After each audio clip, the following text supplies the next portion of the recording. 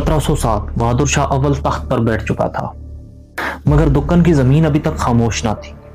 ये वही दक्कन था जहां उसके वालिद औरंगजेब ने अपनी जिंदगी के आखिरी 25 साल गुजारे थे मराठों को कुचलने के लिए। मगर इसका नतीजा ये हुआ कि खजाना खाली हो गया, फौज थक गई और मराठे पहले से ज्यादा मजबूत हो गए। जैसा कि मैंने आपको पहले भी बताया है कि मराठों की ताकत की बुनियाद रखी थी शिवाजी ने। उसने गुरीला जंग, तेज हमलों और पहाड़ी किलों को फतह कर लेने से मुगल सल्तनत को डायरेक्टली चैलेंज किया था। शिवाजी के मरने के बाद भी मराठा ताकत खत्म ना हुई थी। इधर मुगलिया सल्तनत में क़यादत संभाल चुका था शाह अव्वल, और साथ ही एक ताकतवर शख्सियत उभर रही थी, और वो था मराठा पेशवा। औरंगजेब ने दक्कन में तकरीबन 3 दहाइयां जंग की। बीजापुर और गोलकंडा फतह तो हो गए, मगर मराठे अभी खत्म ना हुए थे। मराठे अब और तेजी से हमले करते, माले गनीमत ले जाते और पहाड़ों से गायब हो जाते। जब बहादुर शाह अव्वल तख्त नशीन हुआ तो दक्कन एक जलता हुआ महाज था। बहादुर शाह अव्वल ने समझ लिया था कि मुसलसल जंग सल्तनत को मजीद कमजोर करेगी, तो उसने मुकम्मल अस्करी तसादुम के बजाय वफामत का रास्ता अपनाया। उसने शाहू को तस्लीम करने पर गौर किया, मराठों के साथ टेबल टॉक करने की कोशिश की, जोत और सरदेशमुखी के मामलात पर बातचीत भी की। जोत और सरदेशमुखी वो टैक्स थे जो मराठे मुगल इलाकों से वसूल करना चाहते थे। ये सूरत हाल मुगल वकार के लिए धचका थी। दक्कन सिर्फ मराठों का मसला नहीं था, बल्कि वहाँ के सूबादार भी बहुत खुद मुख्तार हो चुके थे। मसलन निजामुल मुल्क जैसे उमरा, जो बाद में हैदराबाद की नीम खुद मुख्तार रियासत कायम करेंगे। मरकजी हुकूमत कमजोर हो रही थी और सूबे अपना फैसला खुद करने लगे थे। बहादुर शाह के सामने बहुत से सवाल थे। क्या मराठों के खिलाफ दोबारा तवील जंग छेड़ी जाए या वक्ती अमन कबूल कर लिया जाए? उसने वक्ती अमल को तरजीह दी, मगर इसका मतलब ये था कि मराठे अमली तौर पर दक्कन में अपनी ताकत मनवा चुके।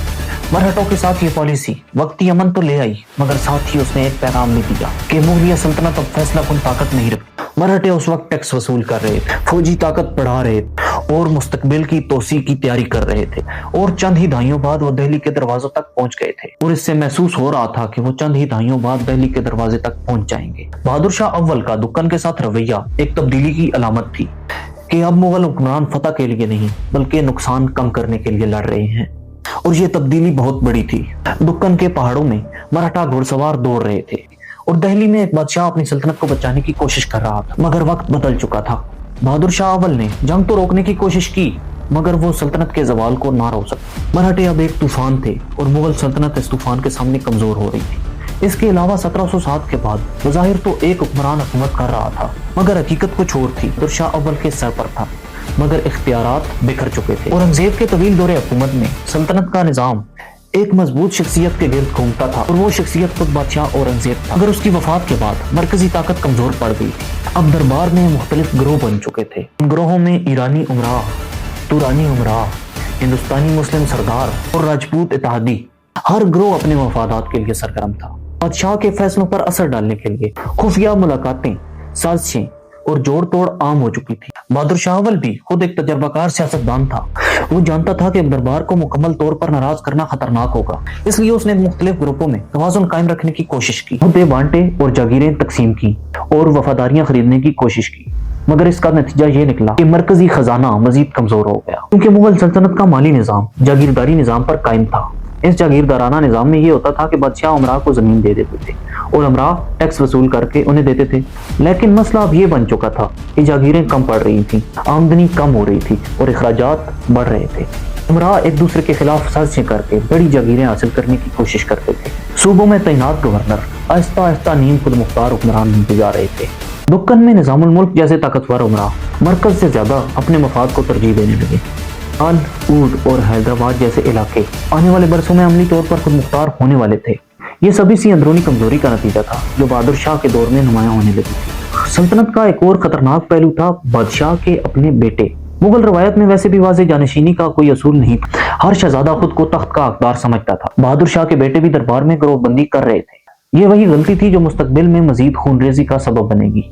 सिर्फ सियासी ही नहीं, इखलाकी जवाल भी शुरू हो चुका था। दरबार में रिश्वत, अकरबा परवरी और ज्यादती मफादात आम हो चुके थे।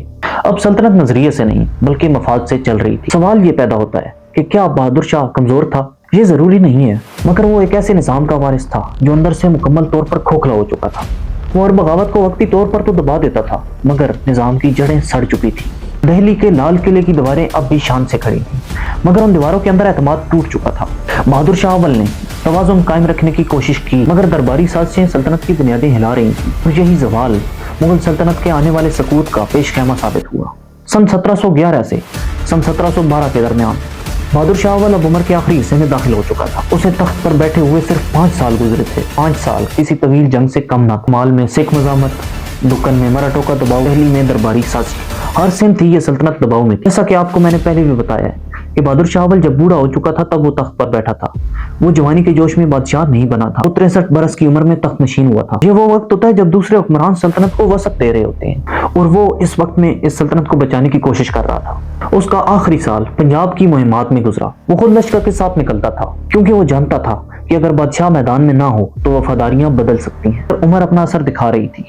1712 کے آغاز میں وہ لاہور کے قریب قیام پذیر تھا۔ سکھوں کے خلاف کاروائیاں جاری تھیں، صحت کمزور ہو چکی تھی، جسم تھک چکا تھا، مگر ذہن ابھی بھی سلطنت کے مسائل میں الجھا ہوا تھا۔ کہتے ہیں کہ وہ اکثر کہتا تھا سلطنت کو تلوار سے زیادہ انصاف کی ضرورت، مگر وقت اس کے ہاتھ سے نکل چکا تھا۔ فروری 1712 لاہور کے قریب یہ بوڑھا بادشاہ ہمیشہ کے لیے خاموش ہو گیا۔ اسی کے ساتھ ہماری آج کی کہانی ختم ہوتی ہے۔ میں آپ کا ہوسٹ اسناد نواز آپ سے اجازت چاہوں گا۔ آپ کو ویڈیو پسند آئی ہو تو kindly like, share and subscribe ضرور کریں۔ پاکستان زندہ باد، پاکستان پائندہ باد، فی امان اللہ۔